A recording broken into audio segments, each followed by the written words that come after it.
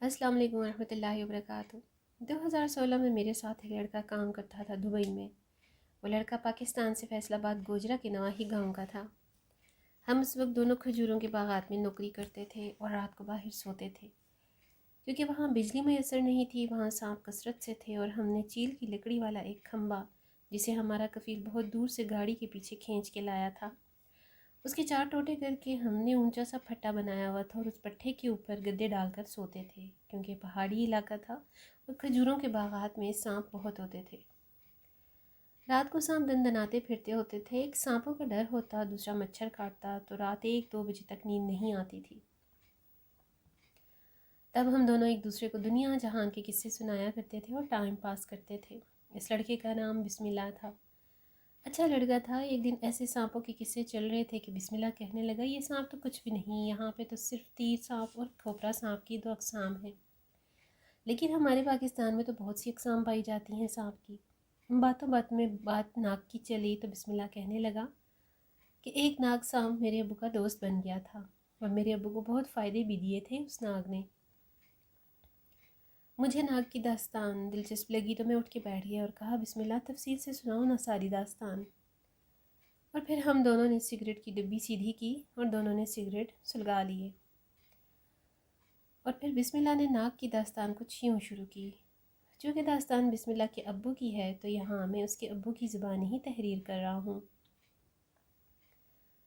ताकि आपको समझने में आसानी हो और दास्तान की दिलचस्पी भी बरकरार रहे। तो फिर आइए चलते हैं और बिस्मिल्लाह के अब्बू की ज़ुबान ही नाग से दोस्ती की दास्तान सुनते हैं।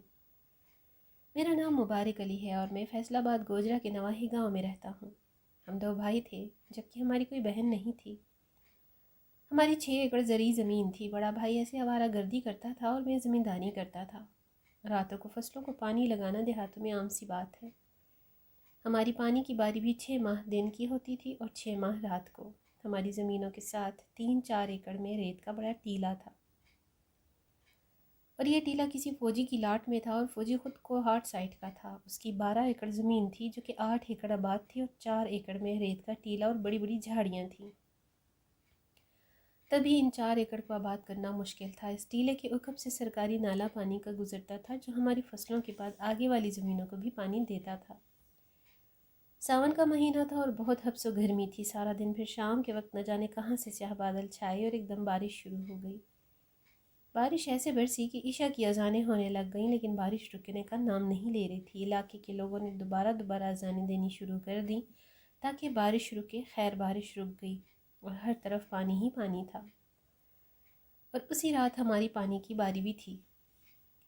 अब्बू ने कहा कि ऐसा करो कि नहर पे जाके मोगे में कोई कपड़ा ठूंस दो और जब हमारी बारी ख़त्म हो जाए तो कपड़ा निकाल लेना, क्योंकि फसलों को तो पानी की ज़रूरत नहीं रही, क्योंकि गोडे गोडे पानी तो पहले ही खड़ा था फसलों में।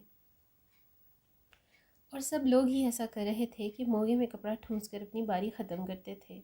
मैंने भी एक खेस उठाया और नहर पे चला गया। बारिश बरस के थम गई थी और आसमान साफ हो गया था। चांद की 14वीं की रात थी और चांद पूरी आबोताब से चमक रहा था। मैंने नहर पे जाके अपने पानी के टाइम पे मोगे में कपड़ा ठूस दिया और सोचा कि फ़सलों को एक चक्कर लगा के देख तो लूँ कि बारिश का पानी कितना जमा हुआ है। 1981 का ज़माना था। उस वक्त ये बिजली वाली टॉर्चें नहीं थी, बल्कि सऊदी अरब से हाजी टॉर्चें लेकर आते थे। इन टार्चों से सेल डाले जाते थे। मेरे पास भी सेल वाली टार्च थी और मैंने टार्च रोशन की हुई थी और सरकारी नाले के ऊपर ऊपर अपनी ज़मीनों की तरफ जा रहा था। जब मैं अपनी ज़मीन के साथ रेत के टीले के उकब से गुजरने लगा तो मुझे कुछ सरसराहट सी महसूस हुई। मैंने टार्च रेत के टीले की तरफ घुमाई तो मेरा सांस ही रुकने वाला हो गया था, क्योंकि मुझसे कुछ फासले पे 8-9 फुट के 2 स्याह नाग आपस में मिलाप कर रहे थे।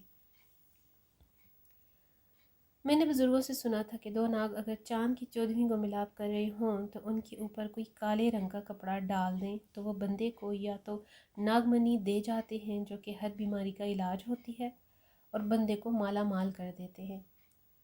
मेरे ऊपर भी शाल नुमा लुंगी थी। मुझे सूझी कि मैं उनके ऊपर शाल डाल दूँ, शायद मुझे भी माला माल कर दें। फिर मुझे डर भी लगता था कि कहीं गुस्से में आकर मुझे काट ही ना लें, क्योंकि दोनों ही बहुत बड़ी बलाएँ थीं। میں نے سوچا کہ ایسا موقع بار بار کہاں ملتا ہے، اللہ کو یاد کر چھلانگ لگا کے نالا عبور کر گیا اور دھیرے دھیرے ان ناگوں کے پاس جانے لگا۔ ٹارچ کی روشنی بھی میں ان پہ سیدھی رکھی اور دونوں ناگ فل مستی میں تھے، اور کبھی اوپر اٹھتے، کبھی ایک دوسرے سے لپٹ جاتے، کبھی زمین پر لیٹ جاتے۔ میں ڈرتے ڈرتے قریب جا کے اپنی شال ان کے اوپر ڈال دی اور واپس پلٹ کے نالا عبور کر آیا۔ میں نے سوچا کہ آگے فصلوں کو دیکھ آتا ہوں، پھر واپسی پہ ناگوں کو دیکھوں گا۔ میں آگے فصلوں کا چکر لگایا اور واپس اسی جگہ پہ آ گیا۔ مجھے شال میں کوئی حرکت محسوس نہیں ہو رہی تھی، لیکن میں شال اٹھا بھی نہیں سکتا تھا۔ میں نے سوچا کہ اب گھر پانی کی باری ختم ہونے کے بعد گھر چلا جاتا ہوں اور فجر کے بعد پو پھوٹتے ہی آؤں گا اور شال اٹھا کے لے جاؤں گا۔ دل ہی دل میں خوش تھا کہ شال میں ناگ ضرور ناگمنی چھوڑ جائیں گے۔ میں نے پانی کی باری ختم کی اور نہر کے موگے سے اپنا کیس نکال کے گھر چلا آیا۔ فجر کے وقت اٹھا اور نماز پڑھ کے کھیتوں کی طرف نکل آیا اور خوشی خوشی شال کی طرف بڑھ رہا تھا کہ دیکھوں تو صحیح کہ بزرگوں کی بات کہاں تک سچ ہے۔ کیا واقعی میری شال میں ناگمنی پڑی ہوگی؟ دھیرے دھیرے میرے کیس ٹیلے کی طرف بڑھ رہا تھا جہاں پہ رات کو ناگ اور ناگن ملاپ کر رہے تھے۔ نہر کی پٹری سے اتر کر جب میں نالے پر چڑھا اور دور سے ہی نظریں اس جگہ پہ گاڑ دیں جہاں پہ رات کو ناگ اور ناگن ملاپ کر رہے تھے، لیکن مجھے دور سے ہی جھٹکے لگنے شروع ہو گئے تھے۔ قریب پہنچ کر جب اس جگہ پہ دیکھا جہاں پہ ناگ اور ناگن رات کو ملاپ کر رہے تھے، وہاں پہ میری شال تھی ہی نہیں۔ میں نالا عبور کر کے اس جگہ پہ پہنچ گیا جہاں پہ رات کو ناگ اور ناگن ملاپ کر رہے تھے۔ میں نے چاروں طرف نظریں دوڑائیں کہ میری شال آخر گئی کہاں پر۔ دل میں ہزار وسوسے آتے کہ شاید کوئی دوسرا آدمی میری شال اٹھا لے گیا ہو۔ پھر میں نے سانپوں کی لکیریں دیکھنی شروع کر دیں، لیکن رات کو چونکہ بارش زوروں کی ہوئی تھی اس لیے بھیگی ریت پہ لکیریں بھی نہیں تھیں۔ پھر بھی میں نے تھوڑا ادھر ادھر گھوم پھر کے نگاہیں دوڑائیں تو دور مجھے ایک جھاڑی میں میری شال کا کونا پھنسا نظر آیا۔ میں بھاگ کے اس طرف کیا اور دیکھا تو میرے اوسان خطا ہو گئے۔ ایک بل تھی جو کہ جھاڑی کے وسط میں تھی اور میری شال آدھی سے زیادہ اس بل میں گھسی ہوئی تھی، بس ایک کونا شال کا باہر تھا۔ میں سمجھ گیا کہ میری شال ناگ اور ناگن ہی لے کر آئے ہیں۔ میں نے ڈرتے ڈرتے اپنی شال کا کونا پکڑ کے باہر کھینچا تو میں حیران رہ گیا، میری شال کے ساتھ سونے کے تعویذ باہر آئے تھے، جسے مقامی زبان میں تویتڑی کہا جاتا ہے اور شادی کے وقت دلہن کو پہنائی جاتی ہے۔ کسی علاقے میں 5 تویتڑیاں دلہن کو پہنائی جاتی ہیں، کسی علاقے میں 7 تویتڑیاں پہنائی جاتی ہیں۔ میں نے گنتی کی تو وہ 7 تویتڑیاں تھیں، خالص سونے کی۔ میں نے ڈرتے ڈرتے وہ تویتڑیاں اٹھا کے جیب میں ڈال لیں اور شال اٹھا کے گھر آ گیا۔ مجھے اب یقین ہو گیا تھا کہ ناگ اور ناگن اسی بل میں ہیں جو جھاڑی کے وسط میں ہے۔ 8 دن کے بعد میری پانی کی باری تھی اور میں رات کو پانی لگانے کھیتوں میں چلا گیا۔ چاند کی 23-24 تاریخ تھی، اس لیے رات اندھیری تھی۔ میں نے کپاس کی فصل کو پانی چھوڑ کے نالے کے اوپر ہی بیٹھ گیا۔ کچھ ہی دیر گزری تھی کہ مجھے پاس ہی سرسراہٹ سی محسوس ہوئی۔ میں نے ٹارچ روشن کی تو میرے اوسان خطا ہو گئے۔ کالا سیاہ ناگ مجھ سے 2 قدم کے فاصلے پہ کنڈلی مار کے بیٹھا تھا۔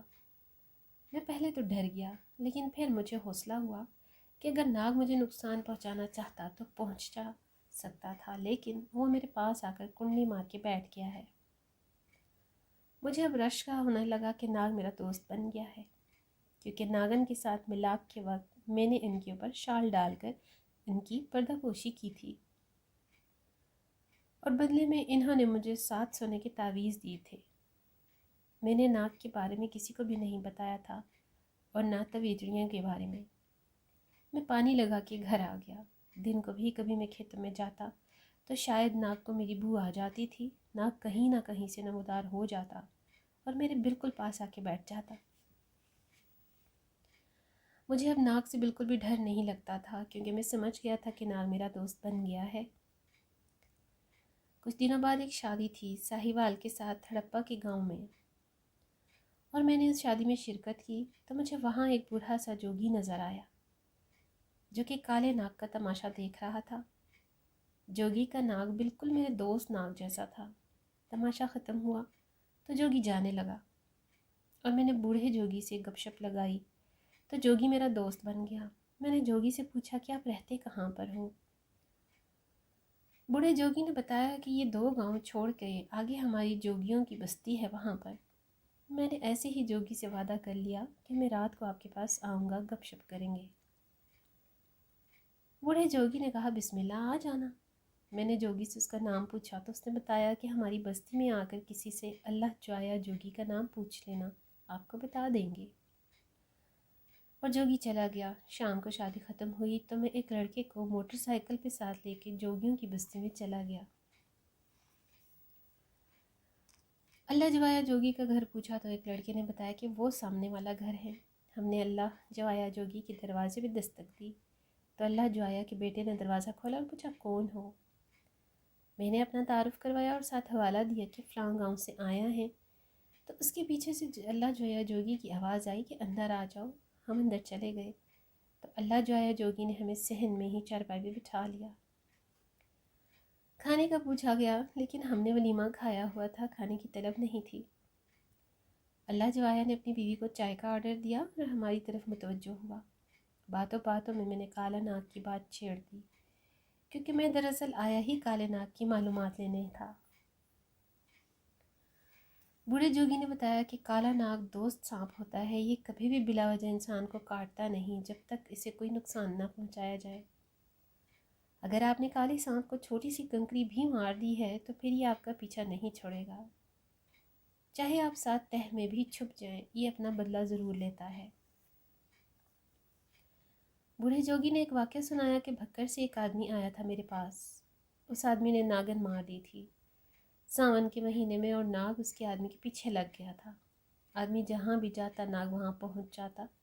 वो आदमी बहुत परेशान हो गया और किसी तरीके से भागता भागता इधर मेरे पास आ गया था और इसी चारपाई पे हम दोनों बैठे थे। वो आदमी रो रो कर बता रहा था कि मैंने नागन मार दी है लेकिन अब नाग मेरा पीछा नहीं छोड़ रहा। मैंने उसको दूध का गिलास दिया पीने के लिए, लेकिन उसने दूध का गिलास नीचे ज़मीन पर रख दिया कि पहले बात पूरी कर लूँ फिर दूध पीऊँगा। वो कहता कि अब नाग कैसे मेरा पीछा छोड़ेगा। वो रोने लग गया कि उसके छोटे छोटे बच्चे हैं और नाग पीछा नहीं छोड़ रहा। मैंने उसे कहा कि आप इस नाग से माफ़ी मांग लें। वो झट से बोला, कैसे माफ़ी मांगूं। मैंने उसे कहा कि आप इस नाग को कहें कि आप अपने गोगे पीर के वास्ते मुझे माफ़ कर दें, क्योंकि काला रंग अपने गोगे पीर का बहुत अताअतमंद मुरीद है। ये गोगे पीर के नाम पे रास्ता बदल लेता है और अपने दुश्मन को माफ़ कर देता है। उस आदमी ने ऐसा ही किया। हाथ बांध के उसने वही अल्फाज दोहराए कि मुझे माफ़ कर दो गोगे पीर के वास्ते। जब वो आदमी बात ख़त्म कर चुका तो मैंने उससे कहा कि अब दूध उठा के पी लें, लेकिन जैसे ही उसने दूध उठाने के लिए हाथ नीचे किया तो दूध का गिलास उल्टा पड़ा था। मैंने लालटेन की रोशनी करके जब देखा तो दूध का रंग नीला हो चुका था। मैंने उस आदमी को कहा कि जाओ, तुम्हारी जान बच गई है। वो नाग तुम्हारे पीछे भगकर से यहाँ साहिवाल तक आया था और जिस चारपाई पे हम बैठे हैं इस चारपाई के नीचे आके बैठ गया था और नाग ने अपना जहर तुम्हारे दूध में डाल दिया था। तुम दूध पीते तो 1 मिनट में ही मर जाते और मैं जोगी होने के बावजूद भी तुम्हें ना बचा पाता, लेकिन आपने नाग को गोगे पीर का वास्ता दिया है तभी नाग आपको माफ़ कर गया। मेरे तो होश ही उड़ गए कि काला नाग इंतकाम लेने के लिए इस हद तक भी जा सकता है। मैंने फिर बूढ़े जोगी से पूछा कि सांप काटते किस मौसम में हैं। जोगी ने बताया कि सांप सिर्फ साल में 3 माह काटते हैं, हाड़, सावन और भादों, क्योंकि ये 3 माह सांप अपनी बिलों से बाहर निकलकर मस्ती करते हैं। हाड़ के महीने में ये अपनी जोड़ी ढूंढते हैं और सावन में मिलाप करते हैं, फिर भादों तक साथ साथ रहते हैं, फिर बिछड़ जाते हैं। जोगी ने मज़ीद बताया कि नागन सिर्फ 1 साल में 7 बच्चे इकट्ठे पैदा करती है और जो 7 बच्चे होते हैं वो बाले होने तक करीब करीब ही रहते हैं। फिर जब बाले हो जाते हैं तो अपनी अपनी जोड़ियां बना लेते हैं। जोगी ने मज़ीद बताया कि सावन और भादों ये 2 माह कोई भी सांप मारना नहीं चाहिए, क्योंकि सावन भादों में ये जोड़ी होते हैं। अगर एक को मारा जाए तो दूसरा उसके इर्द गिर्द ही होता है, वो बदला लेता है। پھر میں اصل مدعے کی طرف آیا کہ بابا جی ناگ جو ہوتا ہے یہ ناگمنی کیسے دیتا ہے؟ تب جوگی بابا نے کہا کہ ناگمنی ہر ناگ میں نہیں ہوتی، یہ صرف چند خاص ناگوں میں ہوتی ہے، اور ناگمنی کی خاصیت یہ ہے کہ ناگمنی من کا ہوتا ہے، اور کسی بھی مریض کو پانی میں گھول کر پلا دیں تو مریض فوری تندرست ہو جاتا ہے۔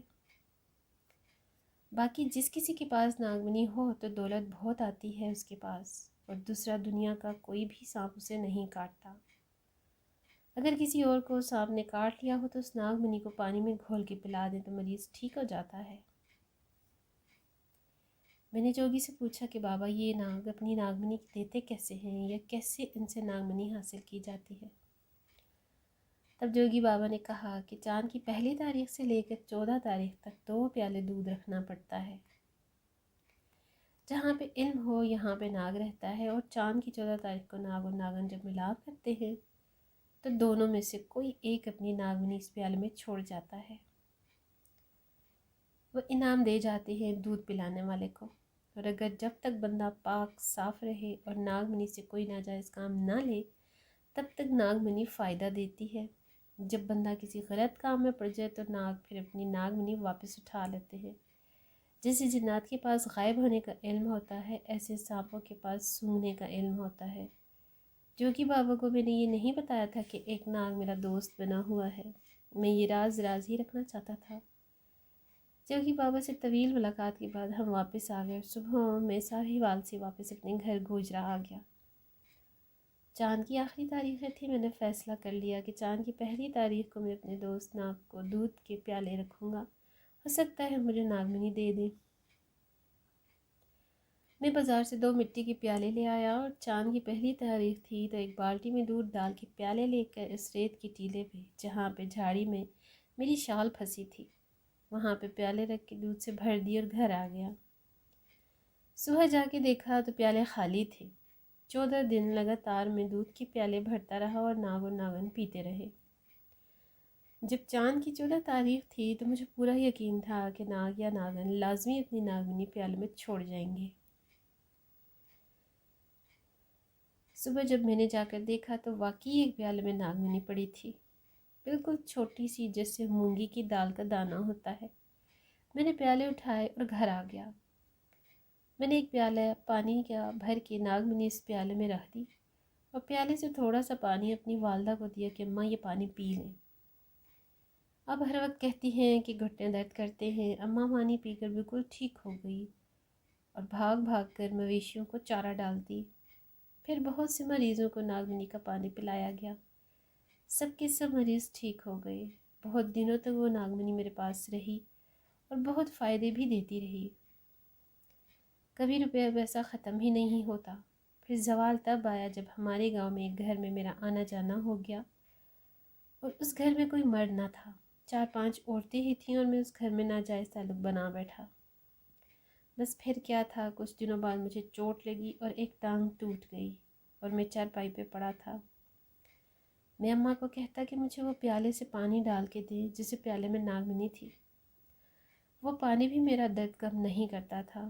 پھر 2-3 دن کے بعد ایک روز فجر کے وقت وہ ناگ جو میرا دوست تھا ہمارے گھر آیا، اور اس نے اپنی ناگمنی دوبارہ نگل کے حلق میں اتار لی، اور جاتے جاتے میری چارپائی کے ایک پاؤں کو زور سے اپنی دم مار کے مجھے جگایا۔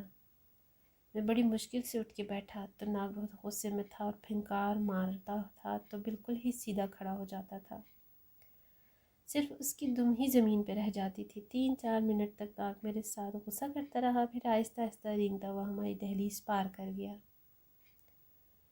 میری ٹانگ ٹھیک ہو گئی تھی، میں اپنے کھیتوں میں بھی جاتا تھا اور اس ریت کے ٹیلے پہ بھی، لیکن مجھے دوبارہ وہ ناگ نظر ہی نہیں آیا۔ شاید ناگ اور ناگن یہ علاقہ چھوڑ گئے تھے، یا پھر ناگ میری غلطی کی وجہ سے میرے سامنے نہیں آتا تھا۔ میری ذرا سی غلطی میرا بہت نقصان کر گئی، میں ایک ٹانگ سے ہمیشہ کے لیے لنگڑا ہو گیا۔ بسم اللہ نے اپنے والد کی داستان ختم کی تو رات کے 2:30 بج رہے تھے۔ ہم نے مچھردانیاں سیدھی کی اور لیٹ گئے۔ ٹھنڈی ٹھنڈی ہوا چل پڑی تھی اور ہم نیند کی وادیوں میں گم ہوتے چلے گئے۔